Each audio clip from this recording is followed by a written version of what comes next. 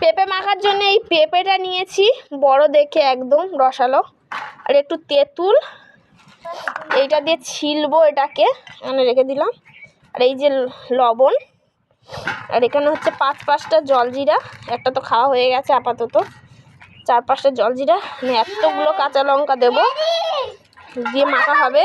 মাখালে দেখা যাবে। মাখা খাওয়ার জন্য অনেক ইচ্ছা হচ্ছে। তো আমরা 4 বান্ধবী আমার বিয়ের আগে অনেক পেঁপে মেখে খাইয়েছি। আমি ভাবতাম এই পেঁপে মাখাগুলো কী, কিন্তু ওরা বলতো দেখ দেখ খেয়ে দেখ।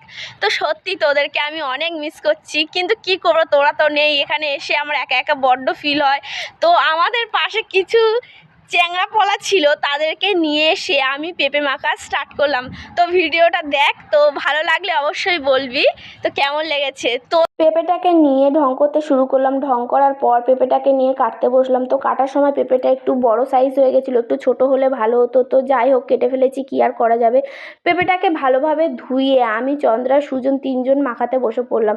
পেঁপে মাখানোর সময় আমার বান্ধবীদের কথা খুবই মনে পড়ছিল। আমরা সবাই মিলে লোকের কাছ থেকে পেঁপে চুরি করে নিয়ে এসে সবাই পেঁপে মাখাতাম। তো খুবই মজা করতাম, এমন পরিমাণে ঝাল দিতাম, না পারতাম খেতে, না পারতাম ছাড়তে। সে কী পরিমাণে ঝাল, কি আর কি বলবো। যা হোক তাই হোক, ওরা বলে আমি ফোন করি না, আমি ফোন করার সময় পাই না, কি আর করব এত ব্যস্ততার মাঝে। তো এই ভিডিওটা করলাম তোদের সবার জন্য, আমি তোদেরকে খুবই মিস করি। তো যাই হোক, আমরা সবাই এখানে ভালোভাবে পেঁপেটাকে মাখিয়ে নিলাম আমরা 3জন। তো সুজনকে একটা পেঁপে দিলাম, ও তো কিছু করে খেতেই পারছে না, পেঁপে সাইজটা একটু বড় হয়েছে। তো চন্দ্রাকে দিলাম, চন্দ্রা খেয়ে বলল খুব ভালো হয়েছে।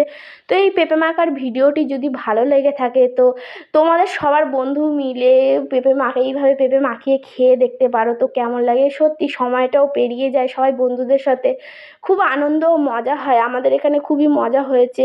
তো ভিডিওটি কেমন লাগলো অবশ্যই কমেন্টে জানাবেন।